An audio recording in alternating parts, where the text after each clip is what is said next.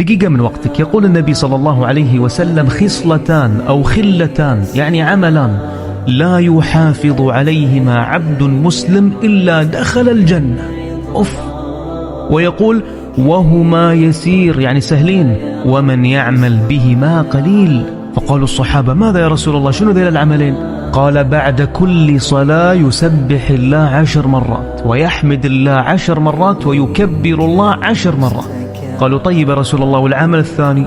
العمل الثاني قبل النوم يسبح الله 33، ويحمد الله 33، ويكبر الله 34. قالوا: يا رسول الله، كيف هما يسير ومن يعمل بهما قليل، يعني سهلين؟ فقال صلى الله عليه وسلم: يأتي أحدكم الشيطان في منامه، يعني خلاص بينام، سبحان الله سبحان الله سبحان الله سبحان الله، فينومه، سبحان الله، فينام قبل أن يقول، ويأتي في صلاته فيذكر حاجته. أنت الحين السلام عليكم ورحمة الله، السلام عليكم ورحمة الله، سبحان الله سبحان الله سبحان الله، فيأتيه الشيطان فيذكره حاجته.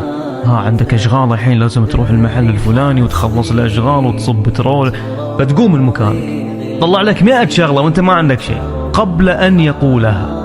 فلذلك احرص على هذين العملين. يقول النبي: دخل الجنة.